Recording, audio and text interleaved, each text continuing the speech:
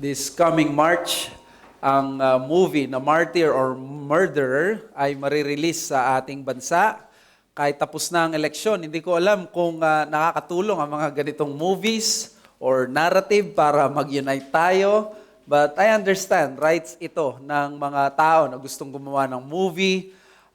What I just mean is, tayong mga nasa generation ngayon, we are caught between these issues ng mga malalaking pangalan sa politics, most especially recently lamang yung Aquino clan at yung Marcos, mga Marcoses. Siyempre, yung mga ganitong awayan or problems, may mga pros and cons yan sa atin. Isa sa magandang naidudulot nito, napupuwersa tayong mga bagong mga tao or mga voters sa Pilipinas. Nalalaman natin yung kasaysayan natin, and hopefully we can have more informed and knowledgeable consciences. By doing so, nakakatulong ito para sa susunod na halalan, sa susunod na pagboto natin. Hindi natin may kakaila, may cons din ito. Alam naman natin, napaka-divisive ng politics. Ang mga history classes noon ay na-enjoy natin.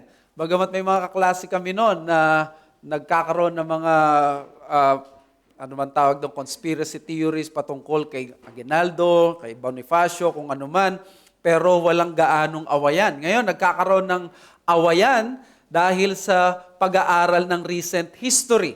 Ito ba ay historical revisionism? Sino ba ang hero? Sino ba ang victim? If you ask one camp, sasabihin nila sa iyo yung hero, especially ng democracy. Pag nagsalita naman yung isang camp, sabi nila, may kulang na kwento, kailangan maidagdag namin yung sarili naming kwento. Whatever ang inyong saloobin po dito, hindi ko kayo idadala kung saan mag-aaway tayo dito, pero siguro mag-agree kayo sa akin na tayong lahat, kailangan nating ipanalangin ngayon ang ating current president na hindi siya maging worse doon sa kanyang naging mga predecessors. Hindi lang kanyang sariling ama, kundi yung mga predecessors niya, whether they have been successful predecessors or mga naging failure na mga predecessors. Ang prayer natin, alang-alang na rin sa ating bansa at maapektuhan tayo, sana mahigitan niya ang kanyang ama at yung mga ibang mga leader, malayo ang mga leaders natin ngayon sa mga masasamang issue tulad ng corruption, incompetence, at marami pang mga bagay. Dahil ito ay human goodwill to wish the child to be better sa kanyang ama in many good things, right? Something na hindi natin makikita sa text natin ngayon.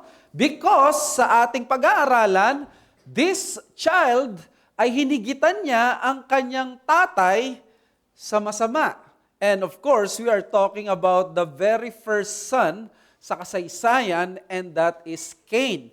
That for all many reasons ay hinigitan niya sa wickedness ang kanyang tatay na si Adam. Let me read to you this inspired word of God sa Genesis 4:1-16. Now Adam knew Eve his wife, and she conceived and bore Cain, saying, I have gotten a man with the help of the Lord. And again she bore his brother Abel. Now Abel was a keeper of sheep, and Cain a worker of the ground. In the course of time, Cain brought to the Lord an offering of the fruit of the ground. And Abel also brought of the firstborn of his flock and of their fat portions. And the Lord had regard for Abel and his offering, but for Cain and his offering he had no regard. So Cain was very angry, and his face fell. The Lord said to Cain, Why are you angry, and why has your face fallen? If you do well, will you not be accepted? And if you do not do well, sin is crouching at the door. Its desire is contrary to you, but you must rule over it. Cain spoke to Abel his brother, and when they were in the field, Cain rose up against his brother Abel and killed him. Then the Lord said to Cain, Where is Abel your brother? He said, I do not know. Am I my brother's keeper? And the Lord said, What have you done? The voice of your brother's blood is crying to me from the ground. And now you are cursed from the ground, which has opened its mouth to receive your brother's blood from your hand. When you work the ground, it shall no longer yield to you its strength. You shall be a fugitive and a wanderer on the earth. Cain said to the Lord, My punishment is greater than I can bear. Behold, you have driven me today away from the ground, and from your face I shall be hidden. I shall be a fugitive and a wanderer on the earth, and whoever finds me will kill me. Then the Lord said to him, Not so. If anyone kills Cain, vengeance shall be taken on him sevenfold. And the Lord put a mark on Cain, lest any who found him should attack him. Then Cain went away from the presence of the Lord and settled in the land of Nod, east of Eden. Mga kapatid, ang binasa natin is nothing but the Word of God. Let's have the humility to accept it. Ang passage na ito is the story of the first man to ever been born, the first man who committed the first murder, but instead of being the man and seed from the woman or yung Messiah na ina-expect nila na pinangako sa Genesis 3:15, ang lumabas ay hindi isang Messiah, ang lumabas ay isang lalaki na ang pangalan ay si Cain, na instead of being Messiah, he became the first murderer in history. Bigyan ko lang kayo ng overview. Ang passage na ito, Genesis 4, actually connected dito hanggang Genesis 11. Ang Genesis 4 to 11 is what we call yung continuation ng sorrowful history ng tao mula nung nahulog siya sa kasalanan sa Genesis 3. So itong story na ito ay story of devolution, downward spiral, slippery slope of man in sin. Makikita natin dito yung long-term consequence ng kasalanan. Akala natin, nakita na natin sa Garden of Eden yung masama. Well, from Genesis 4 hanggang 11, it will only get worse and worse. Sabi ng ESV Study Bible, the scope of Genesis 4:11 is macrocosmic or big picture. Instead of the earth being filled with representatives of God, the earth is filled with the consequences of sin. And here, Cain is the exhibit A. Sin is increasingly taking over the human race. It quickly invaded the world.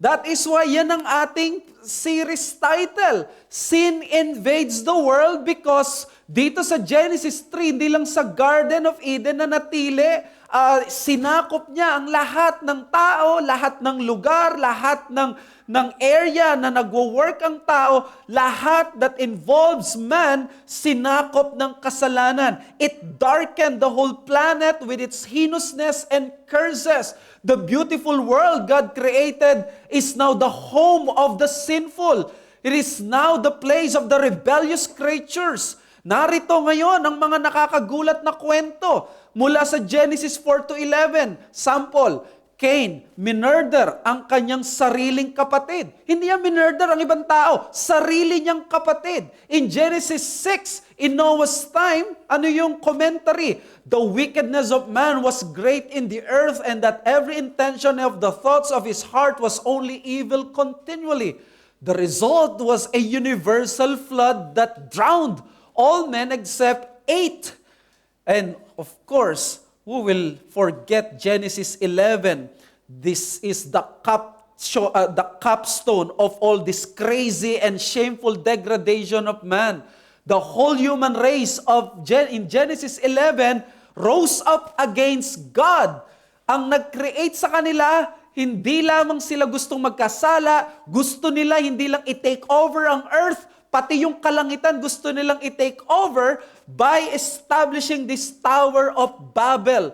This would be man's undying symbol of rebellion. So nakita nyo, from Genesis 4 to 11, it just gets worse and worse at pinapakita, eto, gusto mo bang malaman anong nangyari sa Garden of Eden? Naging harmless ba ang kasalanan? No. Hindi lang basta kasalanan ang nangyari, kundi multiplication of sin happened dito sa Genesis 4 to 11. Now, dito sa binasa nating 4:1 to 16, maganda makita natin yung context ng passage.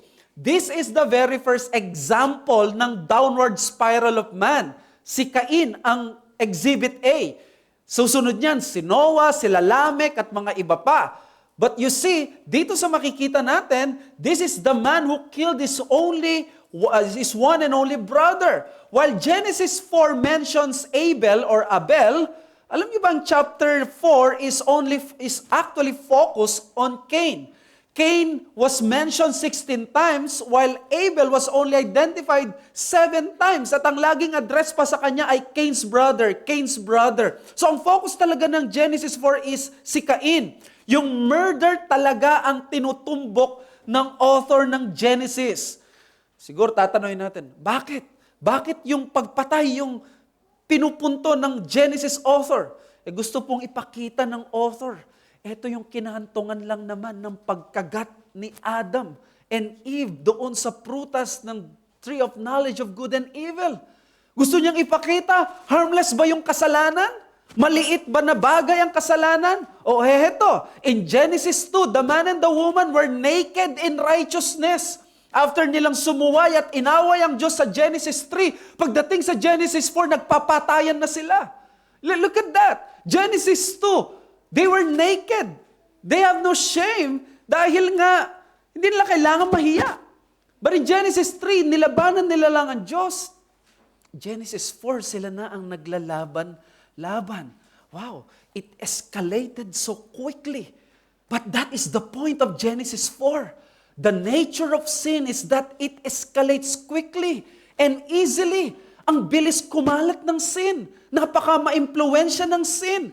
Gustong-gusto ng sin na manakop. Ang gustong-gusto niya talaga ay manira. And Genesis 4 to 11 is the story sa atin ni Moses para ipakita exactly what happened. So let me give to you yung flow ng passage. Since this is the start ng napakahabang series natin from Genesis 4 to 11, it would be good to spend some time sa flow ng passage. Genesis 4 basically tells us the story of man outside the garden. So kumbaga, gusto niyo ba malaman kung ano nangyari after ng Garden of Eden?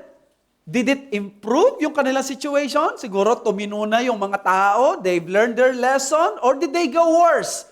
Kaya nga connected ang Genesis 4 sa Genesis 2 to 3. Merong anticipated sequence and full of contrast ito. So tingnan muna natin yung similarities. Alam niyo sa Genesis 4, alam niyo ba pag binasa yung Genesis 4, it is filled with echoes of Genesis 3. Bigyan ko example.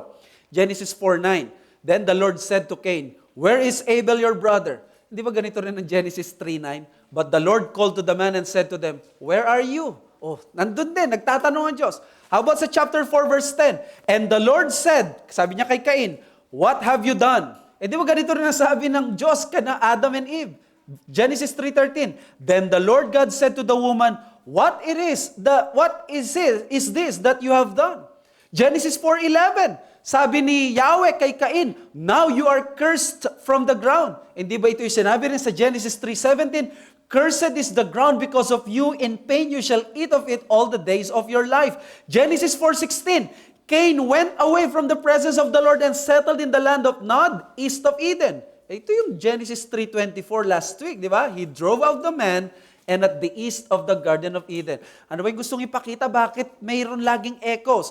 Gusto po ng author na basahin natin ang Genesis 3 and 4 together para ma-spot natin ang similarities, para i-remind sa atin, this is Cain. This is Cain, nakatulad siya ng kanyang amang si Adan. Nagkasala at sinumpa ng Diyos at makakaranas din siya ng seryosong parusa. So in other words, hindi gumaganda ang kalagayan. Hindi si Cain ang solusyon sa problema nila Adam and Eve. Now, that's similarities. How about yung contrast? Genesis 4 is also contrasted with Genesis 3. Moses is clearly showing na merong noticeable difference between Adam and Eve. If you're thinking that Adam is already the most wicked, the vilest person, think again. There is a man in Genesis 4 who will be worse than Adam. There is a more hardened sinner that has surfaced the earth in Genesis 4. Si Adam ay kumagat lang ng bunga, itong lalaking ito, papatayin niya yung sarili niyang kapatid. Adam had to be tempted for him to sin. But this man, Cain, rejected God in his face. Adam in Genesis 3 quickly acknowledged his sin when he was confronted. Nag-acknowledge siya. Kasalanan po namin. Habang nagbi-blame muna sila, pero at the end of the day, nagkasala sila. But in Genesis 4, hindi lamang siya nagprotesta sa koreksyon ng Diyos. Naggalit pa siya ng gusto. At may pinagbuntungan pa siya ng galit ang kanyang kapatid na si Abel. Kaya maganda tingnan natin ngayon ang story. The way the author tells the story of Cain and Abel is in fast mode. Actually, marami sa atin gustong tingnan yung mga verses 1 to 4. Pero alam nyo, pag yung author, pag sinundan mo siya, nagmamadali siya eh. Gusto na niyang makaabot kagad sa verse 5. Ano ba yung nandoon sa...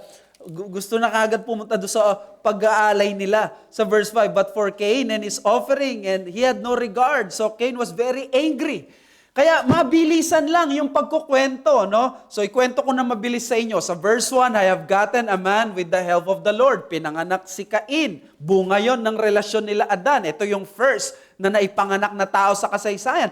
And then si Abel naman, kung ano yung pangalan niya, Abel, which is vanity, parang singaw, mabilis, transient at transitory. Pagkapanganak sa kanya sa verse 2, we are told na siya ay keeper of the sheep. And then si Cain, siya ay katulad ni Adam, tiller or worker sa ground. Then therefore, verse 3 comes the setting. They both offered their first fruits sa Diyos. We can assume that they have been well taught sa pag-worship sa Diyos. We can assume na dahil ligtas itong si Adan at si Eve, tinuruan nila yung kanilang mga anak. Probably they have been catechized at ito yung dapat nilang gawin. So they both offered their first fruits, but the ending was yung sacrifice lang ni Abel ang inaccept ng Diyos. For sure, the pure and faultless God has his righteous reason. Hindi siya yung parang, favorite ko lang si Abel kasi gusto ko lang siya. No, meron siyang righteous reason. Pero ano sinabi ng verse 5, sabi doon, Cain was very angry and his face fell. Translation ko dito, no, street language. Hindi ako tinanggap ng Diyos. Hindi ito pwede. Tapos gaganito-ganito si Cain. Hindi ko kailangan magbago. Kung gusto ng Diyos, siya ang magbago. Hindi ako pwede na ako ang mag-adjust. Kailangan siya ang mag-adjust. Galit ako sa kanya. Itong ganitong translation, for sure, shocking hardness ito, no, ng puso ng taong ito. But you see, God disapproved this worship. Instead of telling God na, Lord, hindi mo in-accept, I am wrong. I repent. Magbabago po ako. I will do kung ano yung ginagawa ni Abel. Unacceptable pa yung worship ko, edi babaguhin ko. Patawarin niyo po ako, hindi na mauulit. Pero si Cain, ang sabi dito, he was angry. Alam niyo sa Hebrew, para daw siyang toro na bumubulusok sa galit. He was seething in anger. At ang result ay yung anger, it did not remain anger. It culminated to a horrible case of murder. The man Cain became worse than Adam. Mga kapatid, this is a warning to all of us, to every Cain in this room. Ang passage na ito ay isa sa mga nasa Bible na hindi ka pwedeng magmataas dahil ine-expose nito na hindi lamang si Cain ang may ganitong tendency, kundi ang Cain na nasa puso nating lahat. That attitude when God disapproves our actions, when God rebukes us, when God disapproves our offering or our worship, what are we going to do and what we do or what we usually do? Are we going to repent and amend our ways? O the other alternative, yun ang ginawa ni Cain and usually yun ang ginagawa nating karamihan, which is most frightening. Ang sumunod doon, ang alternative is we get angry and then we commit worse sins. And that is yung alternative lang. Either you repent or you become worse. At yun ang gusto kong i-address sa message natin this morning. Unrepentant response to divine disapprovals is the fastest way to become the worst of sinners. Kung makikita nyo, itong si Cain, dapat tingin natin dito, di ba? Cute na baby, pinalaki siya ng kanyang magulang. For sure, he will be better kaysa sa tatay niya. But when God confronted him at sinabi niya, I do not accept yung iyong kilos sa iyong worship, nakaranas siya ng divine disapprovals. But nakita ninyo, hindi siya nag-take heed. He became unrepentant, and the result, he became worse than his father. We are in a day when instead of responding to God in repentance, we usually get angry. Hindi natin alam na ito yung kasalanan ni Cain, di ba? If we will not be careful, we will have hearts hardened tulad ni Cain. Napaka-relevant nito sa atin dahil hindi ka dapat nag-iisip para kanino ito. Alam nyo, kung ikaw ngayon ay nandito naririnig mo message na ito, hindi mo dapat isipin na, ay may kakilala akong brother or kapwa ko o unbeliever o believer na ganito katulad ni Cain. God forbid! Ang Cain dito ay tayo. Ang Cain dito ay ako. Ang Cain dito ay ikaw. We are all worse than Adam. At some point in time, had not the Lord Jesus Christ saved us from our sins. But thank God, the story does not end there. It is not only about the hardness of Cain's heart. Ang kwento rin ito, hindi lang yung katigasan ng puso ni Cain, kundi yung graciousness ng Diyos na ito patuloy niyang pinipursue yung sinner. Imaginin mo, no? Sinabi niya, pinaparusahan kita. Si Cain, imbes na isipin niya, paano na yung tatay ko, napatay ko yung anak niya, paano yung, hindi man niya inisip ng, pwede ko ba sabihin mokong na ito? Hindi man niya inisip yon. Ang inisip niya ay, naku, yung punishment ko mas malaki. Wala itong pakialam sa ibang tao. Ang pakialam nito ay, ako mahihirapan. At tingnan niyo yung ginawa ng Diyos. Bibigyan kita ng marka. Nang sa gayon ay poprotektahan pa din kita. This is a story not of Cain. This is the story more of the graciousness of God, because where sin abounded, grace did much more abound. And may this message bring us to our senses. Let us choose the option of amending our ways before God, or than to experience the same power Cain had in the garden. He was mastered by sin, and it killed him. Itong same power ay by the way ni Adam or ni Cain dito sa passage na ito. He was mastered by sin and it killed him. So, gusto ko ipakita ano yung qualities ng isang tao, mark ng isang tao. Pinapatigas na siya ng kasalanan tulad ng kasalanan ni Cain. There are 4 qualities, and according sa amin, theology, pastoral theology class, the blessing of a resident pastor is that there's always the next Sunday. We will have 4 points. Actually, nakaschedule ako dito na 2, but I hope matapos natin ng 2, but it would be finished hanggang next week sa 4 points na ito, hanggang 16 verses. First one, ignoring God's gracious intervention. If you experience this, ito yon, na-harden na yung heart mo. Number 2, downplaying personal sinful action. And then number 3, magnifying God's just retribution. And number 4, embracing our wayward disposition.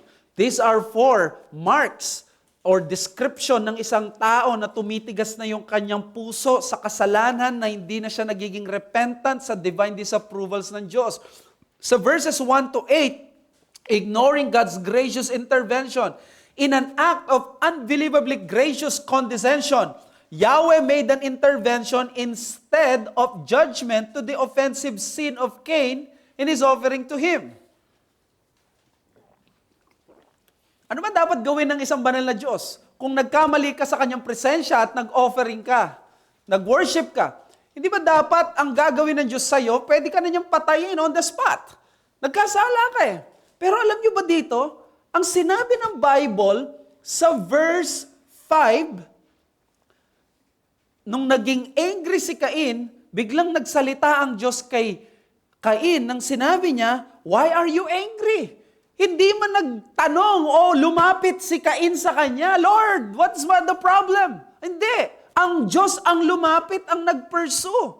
So, una, gusto ko lang i-establish muna yung issue. Bakit daw ni-reject ng Diyos yung offering ni Cain at inaccept yung kay Abel? O popular ito, marami sa mga pastors noon, yung point na ang sacrifice kasi daw ni Abel ay by blood dahil siya ay keeper ng sheep.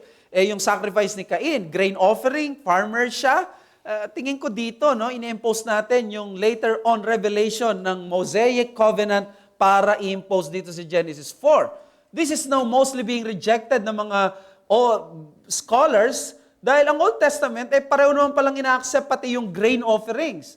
So, ang answer nasa verses 3 and 4. Si Cain, nag-offer siya ng first fruit of the ground at yun lang sinabi. Pero tingnan nyo yung emphasis kay Abel. He brought the firstborn of his flock and of their fat portions. So it appears na si Cain ay nag-o-offer in an external manner without the mark of a heart that truly savors and worships God.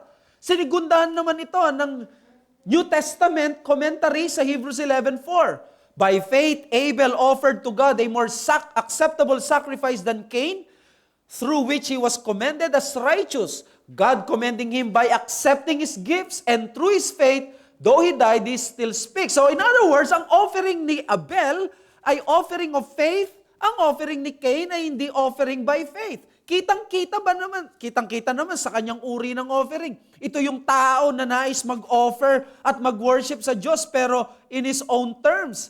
Para sa kanya, mahalaga lang ito na may maibigay ka. Hindi mo na kailangang maipakita yung buong puso mo. Hindi, basta naibigay mo na yon at dapat matuwa na yung Diyos. This is an unbeliever worshiping God. God obviously rejected this. Kaya ano yung response ni Cain? He was very angry and his face fell. Dito palang lumilitaw na kung sino na si Cain. This is your Creator God. This is the one who sustains you and is worthy ng lahat ng bagay upon learning that you were rejected. Ano ba dapat gawin mo kung ikaw si Cain? Hindi ba dapat mong gawin, tatanggapin mo ang ginawa ng Diyos at ang ginawa ng Diyos na nirebuke ka at magsisisi ka sa iyong failure at magsasabi ka, Lord, patawarin mo po ako, aayusin ko ito. It was already a gracious communication on God's part. Imbes na tupukin siya ng apoy at ipadala na kagad sa impyerno, nakipag-usap pa yung Diyos. Pinaalam pa ng Diyos that something was wrong with his offering and his worship.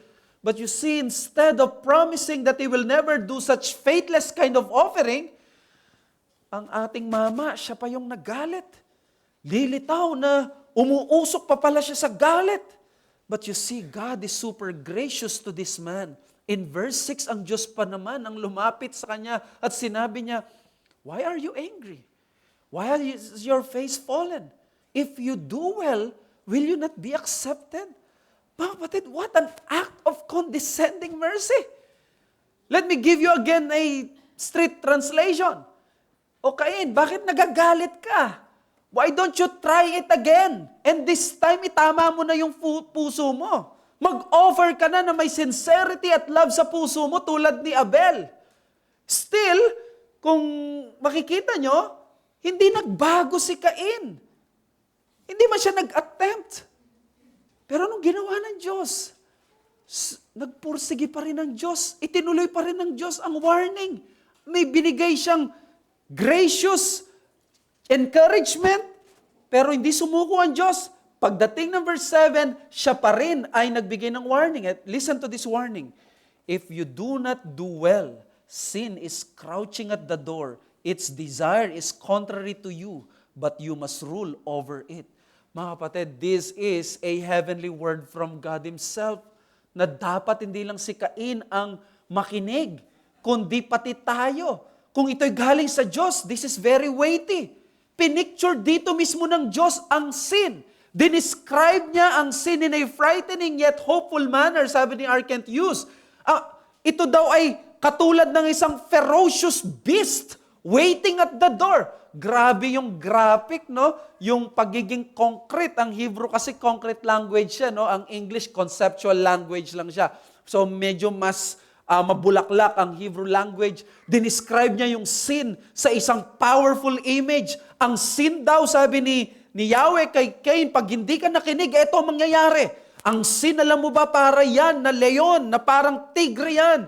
Wild beast waiting at the door and ready na lapain ka. Hindi maamong tupa ang kasalanan. Ito ay mabangis na hayop na nais lamang ay kontrolin ka. Kaya kapag nagbigay ka ng puwang sa kasalanan, pag hinayaan mong magalit ka, pag hinayaan mong manatili yung anger dyan sa puso mo, yan ang sinasabi niya, sin is just like that beast crouching at the door. At isang araw, akala mo, ikaw ang nagtatagumpay, kinokontrol mo, pero ang totoo, ikaw na pala ang kinokontrol ng kasalanan. Ito ay mabangis na hayop na kokontrolin ka. Kaya kailangan na ang tao ang mag-rule dito or sin will be the one who will rule the person. And the result, of course, sadly, Cain's heart was already hardened. Hindi siya nakinig sa intervention ng Diyos. Nag-intervene na ang Diyos. Hindi dapat magkakaroon ng patayan. Hindi dapat magkakaroon ng murder. Kung nakinig lamang siya sa verse 7, and since unrepentant siya, what will be his recourse? Walang middle ground. You will either be repentant or you will be worse than your previous self. Ano po yung sabi sa verse 8? Tignan niyo yung result ng verse 7 at verse 8. Cain spoke to Abel his brother, and when they were in the field, Cain rose up against his brother Abel and killed him. Alam niyo ba? Itong bagay na ito, hindi nag-remain sa anger lang. It morphed into what God said to be a crouching beast waiting for him to prey on him. His anger turned him into a murderer. In Hebrew, maskold. Pag binasa mo sa Hebrew, ang ibig sabihin pala nito, di ba sa English, and Cain spoke to Abel, his brother. Hindi. Sa Hebrew, si Cain nilure niya to the field. Itong kapatid niya, which means napakatinding cold blood, premeditated na murder para ma-fulfill lang ang kanyang gusto. Napatayin niya yung taong kinalulugdan ng Diyos. And he is the only person na tinatawag niyang brother noon. And this is what he did. So anong gusto ko ipalagay dito na punto sa atin? Ignoring God's gracious intervention is both foolish and perilous because it leads to worse and frightening sins. Nagkaroon na ng intervention ng Diyos na hindi naman deserve ni Cain. Lumapit ang Diyos sa kanya, bakit ka galit? Ba't hindi mo itama ang ways mo? Merong ganong blessing at grace ang Diyos pero hindi siya nakinig. And what was the result? The result is, imbes na matigil yung kanyang kasalanan, it proved to be disastrous on his part. He became worse. He continued sa kanyang kasalanan and it morphed into worse and frightening sins. You have to meditate carefully what was happening in the text for you to know na kung paano nakakapangilabot yung text na ito. Pag ninamnam mo yung text ng Genesis 4, para kang nanonood ng isang nakakagimbal na documentary o kaya naman isang movie na kung saan talagang cold blood, walang awa. Let me explain it to you kung paano, anong gusto kong sabihin dito. Makikita mo dito kung anong kayang gawin ng puso ng tao na unrepentant at pinapatigas ng kasalanan. First, gusto kong makita ninyo, ang anger did not only turn to murder, but a worse kind of murder. This is what you call fratricide. This is an even worse kind of murder. Not just murdering any kind of person. Pwede mong i-murder ang ibang tao, murder ang tawag doon. Pero this is worse because you are not murdering only a person, you are murdering your own brother. Fratricide is murdering one's own sister and brother. So makikita natin dito, napakatindi ang dinulot ng kasalanan kay Cain. Sariling laman at dugo. Ang pumatay ng hindi mo kilala, maging hitman ka, napakasama na. Pero how much more kung sarili mong kapatid? Mga kapatid, why don't you imagine muna, try to be there sa field where Abel was murdered. Try to picture the scenario kay Cain. You know, eto pa yung mabigat dito. This was the time you cannot depersonalize killing. What do I mean by you cannot depersonalize yung murdering? Wala pang granada dito. Wala pang lethal injection. Wala pang baril na may instrument na pwede kahit sa malayuan, o kaya naman bobombahin mo na lang yung kanyang car, hindi ikaw ang point blank pumapatay. But if you have to kill during those times, you have to probably use your own hands. You have to use your own strength. Gagamit ka siguro ng pamalo. Gagamit ka ng kutsilyo. Gagamit ka ng bato. Imagine this, hindi dinescribe ng Genesis 4 kung paano pinatay ni Cain ang kanyang sariling kapatid. Pinupukpok niya siguro yung ulo ng sarili niyang kapatid. Try to imagine that kung ikaw, sarili mong kapatid, pupukpukin mo ng bato sa kanyang ulo. O kaya naman, sinakal kaya niya ito hanggang mamula yung kanyang mata at malagutan ng hininga na yung kanyang mata ay lalakinan at talagang mangingitim at ang huling makikita ng kanyang kapatid ay siya na pumapatay sa sarili niyang kapatid. Ganito yung nangyari kaya? Chinyok niya kaya ito? Ginilitan kaya niya ito ng leeg? Ano kayang pakiramdam ni Cain? Nung tinitingnan niya ang kanyang sariling kapatid na unti-unting nalalagutan ng hininga, nangingisay bago tuluyang mamatay. Habang pinapatay niya ang kapatid niya, nakikita pa niya yung sariling mukha niya. Hindi niya ito kaaway. Ito ay sarili niyang kapatid. Most likely, kamukhang-kamukha ito ng tatay niya, kamukhang-kamukha ito ng nanay niya, o kaya magkamukha sila. Imagine mo, para mo sinasakal at pinapatay ang sarili mo. Bakit niya ito nagawa? Bakit umantong siya dito? Is it because, sabi ng Bible, Abel was an evil brother? No, sabi ng Hebrews 11, he was a righteous man. Nagawa niya ang kagimbal-gimbal na pagpatay na ito for one reason, napuno siya ng galit. At nang ang galit niya, hindi nagkaroon ng chance na mabunot. Hindi nagkaroon ng chance na malusaw, mawala, maaprot. Anong ginawa ni Cain? He did not take advantage of that gracious intervention of God. Napansin nyo na kahit si Adan na hindi nagkaroon ng ganitong intervention. We only read that Adam already fell in sin. Nung dumating ang Diyos, nagkasala na si Adan at si Eve. Pero hindi katulad nito, bago siya magkakasala sa kanyang kapatid, papatayin ng kapatid, nagpadala ng intervention ng Panginoon. Imagine, binigyan muna siya ng Bible study. Binigyan muna siya ng Hammershology talk. Binigyan muna siya ng dogmatics class about sin. That sin is like this. Hindi mo pwedeng hindi pansinin to, hindi pwedeng hindi ka ma-warn, hindi ka pwedeng hindi matakot. Sabi ni Tremper Longman at ni Dan Allender, and I quote, Cain kills Abel because he can't kill God. So he kills the one that pleased God. Unrighteous anger results from an interference with satisfaction, a hatred of vulnerability, and a love of control. End quote. In other words, walang kasalanan ng kapatid niya. Galit siya sa Diyos. Ito yung taong may galit sa Diyos. At dahil galit siya sa Diyos, kini yung mga atheists, magagalit sila sa mga taong sumasamba sa Diyos. Di ba mga kapatid, this is about anger lang. Kaya nga tama yung sabi ng James 1:19, di ba?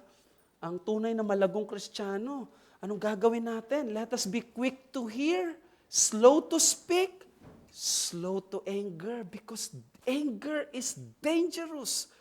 Tayo baligtad eh.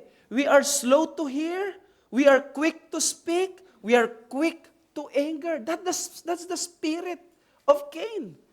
And this is just about anger. Punta tayo sa ibang mga kasalanan. How many more sins ang natutokso tayo? And then God, being a faithful Father and sanctifier that He is, what does God do? He sends His customary and at times miraculous gracious intervention so that we will not be prey dito sa crouching beast of sin. Para na sa ganyan, hindi tayo maging alipin ng kasalanan lurking at our door. And on this side of the cross, alam nyo bang napakaraming ways and means ng Diyos para ipadala ang ganitong warnings and intervention. Nariyan ang iyong mga kapatid sa Panginoon. Ilang beses mo nang gustong sumama sa mga unbelievers. Ilang beses mo nang gustong tumigil sa paglilingkod. Gusto mo mag-enjoy sa kasalanan sa mga unbelievers na to. But andito yung mga kapatid mo. Sometimes they are pesky brothers and sisters. Pero di sila tumitigil, nagtatanong sa'yo, nagyayaya. And then you have a church. Probably you have a pastor na maaaring yung mga conversations mo with them or yung ministry nila, yung mensahe, sermon sa pulpit, not only the pastor or yung mga tumatayo dito, ginamit ng Diyos para itigil mo ang anumang maling ginagawa mo o kasalanang tinatago mo. The sermons being preached, baka nangungusap ang Diyos sa'yo.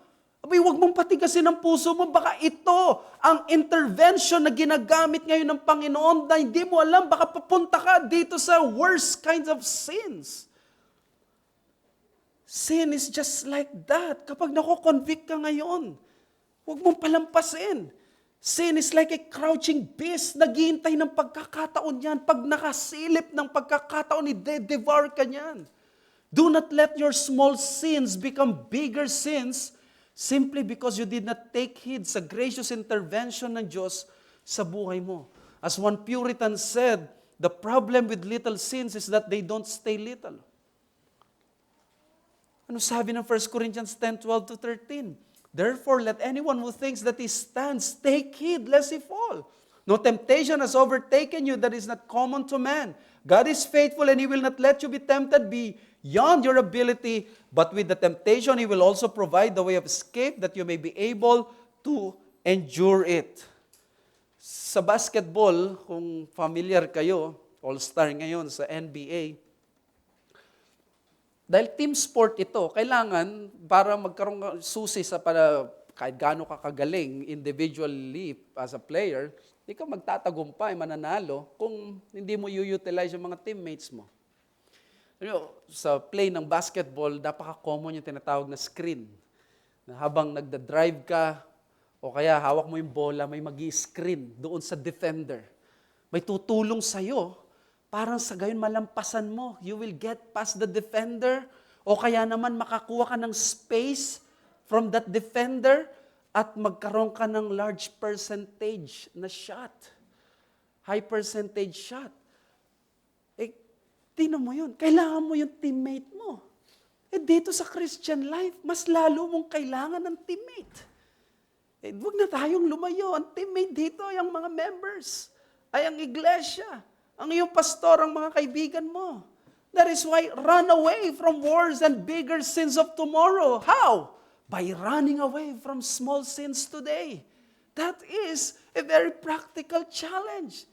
Inakala ba natin ang susunod na episode sa rejection ni Cain, sa intervention ng Diyos, murder na kaagad? Isipin nyo kung wala muna yung verse 7 at verse 8. Do you think, isipin mo kung ikaw ang magsusulat nun, murder na agad? Di lang siya nakinig. Yan o, nakikita natin. Unresolved anger, years of bitterness muna, or jealousy or conflict. Pero nagulat tayo, no? Nag-morph na kagad siya into murder. Why? Bakit in-emphasize murder na agad? So that we will know the capability of the human heart para makagawa ng glaring and grievous sins. Therefore, mga kapatid, let me speak to you pastorally. Yung mas maliit na kasalanan o rejection ng Diyos na dinadala niya sa iyo through some normal providence or even miraculous ones, I urge you, take heed. Take heed. Huwag mong palalampasin yan dahil baka yan na yung huling provision ng Diyos sa iyo for His gracious intervention before you become the sinful monster that you do not dare or dream to ever be. It could be a straight to the point correction from your wife. Na dahil malaki ang ego mo bilang lalaki, hindi ko ka nakikinig sa wife mo. O kaya naman ikaw ay leader, head ng isang kumpanya, mataas ang posisyon mo sa yung trabaho, hindi ka nakikinig sa mga subordinates mo, o kaya naman sa mga kapatid mo.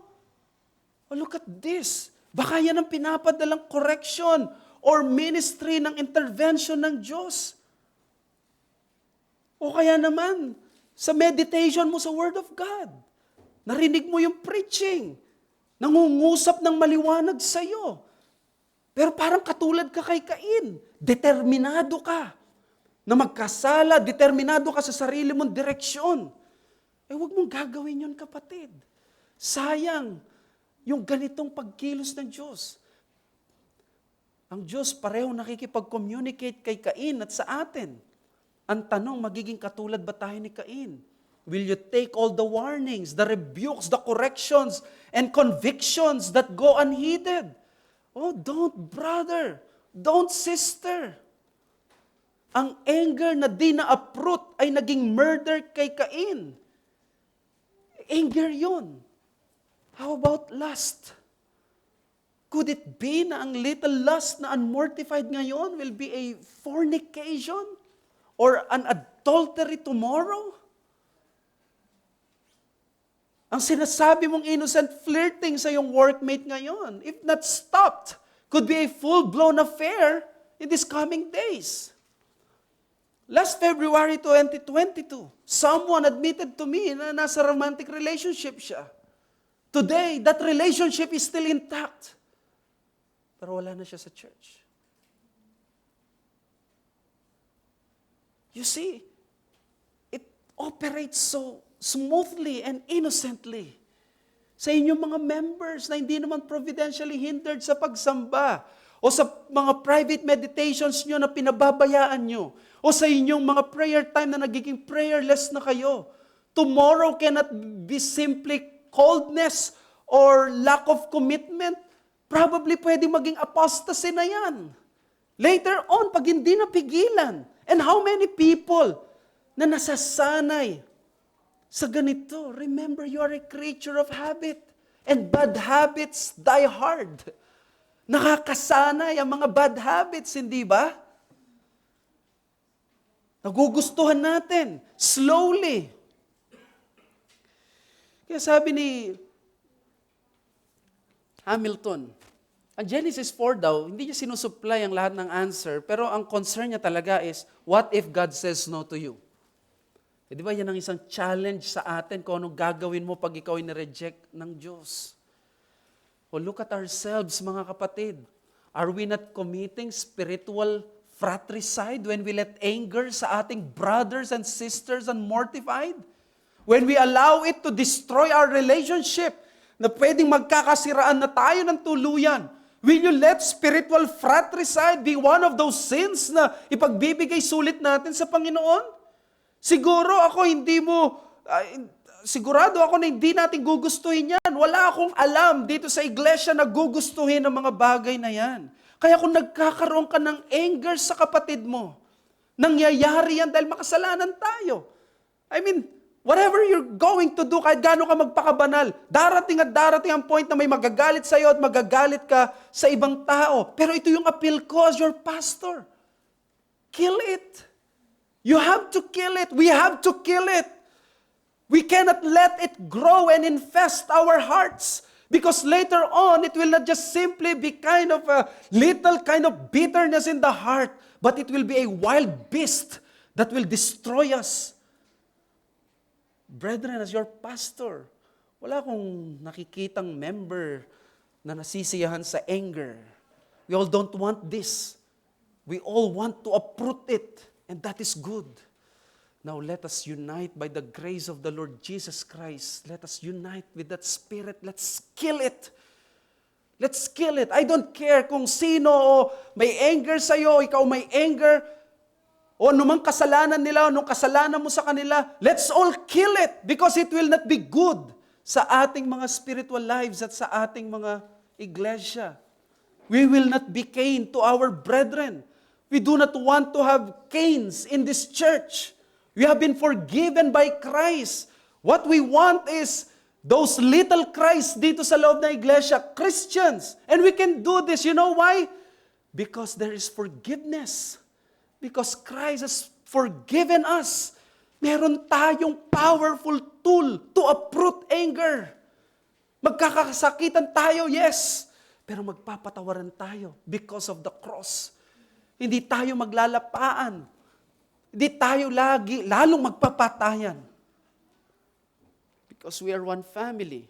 Sino yung mga magulang sa inyo? Di ba kayo pong mga magulang, sasabihin nyo sa mga anak nyo, di baling maghirap tayo, di baling walang pera. Huwag lang tayo mag-aaway-away. Sasabihin nyo sa mga anak nyo, huwag lang kayo magsuntukan. Alalaki nyo na. Okay lang na wala tayong masyadong mga bagay na ganito. Ito yung sinasabi mismo ng Biblia na huwag nating gayahin si Cain. 1 John 3:11-12. For this is the message that you have heard from the beginning, that we should love one another. Okay na sana, napaka-positive na message, no? Pero tingnan nyo sa verse 12. We should not be like Cain, who was of the evil one and murdered his brother. And why did he murder him? Because of his own deeds were evil and his brothers righteous. So possible na righteous ang kapatid at mayroong maging asal Cain. So Cain is worse than Adam, right? Not entirely right. You know why? Because there is worse than Adam. Huwag mong isipin si Cain lang. Huwag mong isipin ang kapatid mo na applicable lang ito sa'yo, sa kanya. Para ito sa'yo, para ito sa akin. Aminin nating lahat.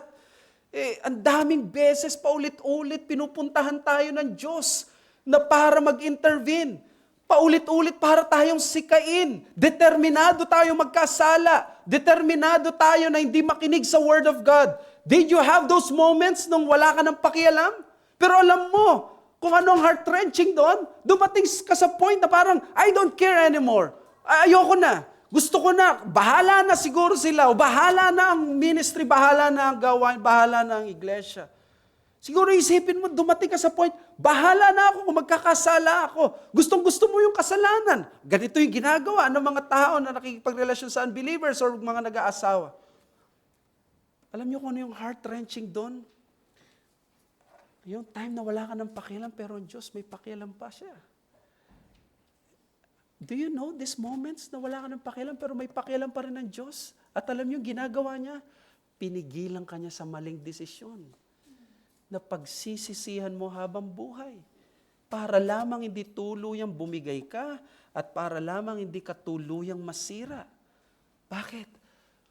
Wala ka ng pakialam kung magiging katulad ka ni Cain, pero may pakialam ang Diyos. Ayaw kanya maging katulad ni Cain. Gusto niya maging katulad ka ni Kristo, na mapagtatagumpayan mo ang mga ganitong bagay sa Christian life. Yung mga, ayaw niya na maging katulad ka ni Cain na mabubuhay na nangihinayang for the rest of your life. Sa isang bagay na pinanalangin mo, pinanalangin ng maraming tao, pinaghirapan mo, naging tapat ka for a long period of time. Puro biyaya ito, puro kahabagan, puro kapatawaran. Hindi ka ba makaka-relate dito? Si Cain na walang pagbabago, biniyayaan siya ng Diyos. How much more yung mga na kay Kristo? Relate na relate ako dito. Ang istorya ni Cain ay istorya ko at istorya mo. Istorya nating lahat ito, mga kapatid. Isipin mo, araw-araw nagkakasala ka, para kang si Cain. Pero araw-araw ginigising ka ng Diyos. Oras-oras ang lakas mo nagagamit sa pagsuway mo sa kautusan ng Diyos. Pero oras-oras naman pinagkakalooban ka pa rin ng lakas ng Diyos. Hindi ka binabalian ng buto. Minuminuto ginagamit mo ang isip mo sa masasama at malisyosong pag-iisip sa Diyos at sa kapwa mo. Pero alam mo ba, minuminuto sinusustain ka rin ng Diyos ang isip mo. Pinapadaloy pa rin niya yung dugo at oxygen doon sa brain mo para makapag-isip pa rin ng masama. Ang brain na yan. Hindi na mamaga ang mga ugat mo. Pwede na magwakas ang buhay mo pero pinipigilan ng Diyos. Sa bawat sandali ang puso mo, ginagawa mong taniman ng bitterness sa iba't ibang tao at sa mga nangyayari sa iyo, sa feeling mo kinakawawa ka. Pero sa bawat sandali na yan, ginagamit mo yung puso mo sa di maganda. Yet the Lord continually pumps the oxygen. Pinipigilan niyang maatake ka at di ka bumulagta. At sa isang segundo lang, kaya nating labagin ang buong 10 Commandments. Ganito tayo kabagsik pagdating sa kasalanan. Beast mode tayo pagdating sa kasalanan. Pero alam mo ba, segundo, hinihipang ka ng Diyos ng paghinga. Ito yung si Cain. Nagkakasala pero sinusustain siya ng Panginoon. Hindi ka ba ma-humble down dito? Hindi ka ba yung puso mo, hindi ba bababa dito?